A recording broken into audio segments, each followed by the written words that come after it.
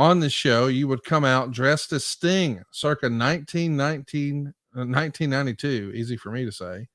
And you want to have kids pay $15 for autographs, which really tickles me because everybody listening to this knows Jeff Jarrett's going to get his picture money. Dressing up as Sting here, the 1992 version. This was fun. What'd you think of that creative? And what was it like to, I don't know, right here around Halloween time, do a little trick or treating on the show? I loved it. There's parts of this this time frame of me working with Sting that I really enjoyed. Other times it wasn't Sting, it was the circumstances. We both kind of knew that, wow, this is too much, or this creative is not really going in the right direction and all this. But, as that picture is being shown right there, me and Sting face to face, that's Sting's original jacket that he dug up and had to haul all the way to Australia. But, the face paint that I had on, Sting, I didn't do that. I know either he did the outline and a makeup artist, but just doing all that and the reaction and the people in the arena when I stepped out, it was a big baby face pop, and then they went, "Oh, wait a minute!" But all of that was cool. And going to Australia, Conrad, it was that was my first time there, and it's I fell in love with the country immediately. Yes, it's a long way to get there, but once you're there, obviously English speaking, but I think there's a different vibe and just to the culture and the country. I've still got a lot of good friends down there. I can't say enough about Australia, the country, but these shows,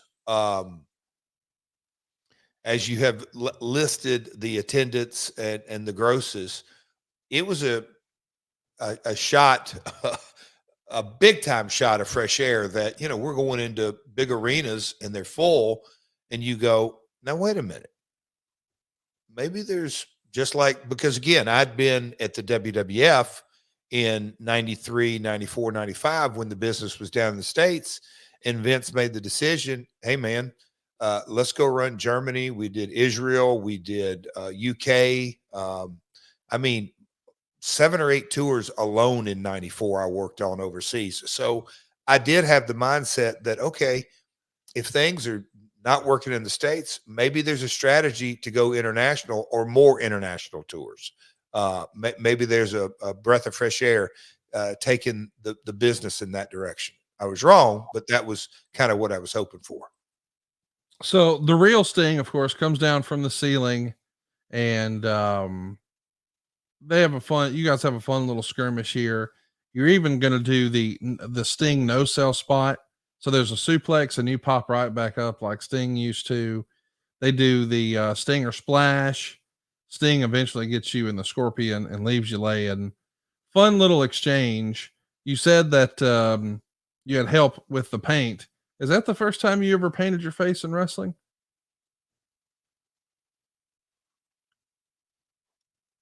Definitely the first time I ever painted Sting. Yeah, I guess it would. Yes.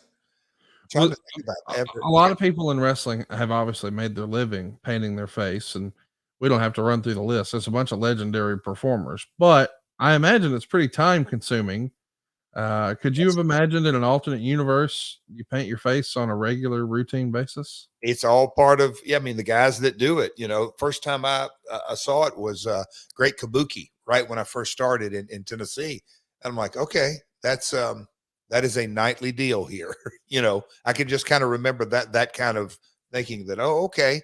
And then Kamala went out to Texas, it's a nightly, it's a part of what you do. Those guys that do it, and hats off to them.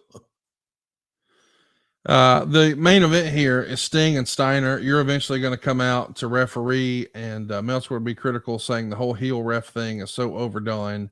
Eventually, we see Kat and Booker come out, and I'm sure you guys are having fun. But supposedly, while all of this is going on, there's a big meeting I want to discuss. Before we get into the big meeting, Conrad. Yeah. can't believe both of us forgot this. Okay.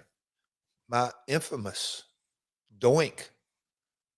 Lawler. Oh, you're right. Man, I just you're right. I totally forgot Doink. I fooled old Doink and Dinky and screwed Dinky up. That was a fun angle. That got heat. That would have been like 5 or 6 years prior to this. Yeah. Yeah, 94-ish. Bruce loved that. Anyway, that was a lot of fun. So anyway, keep rolling.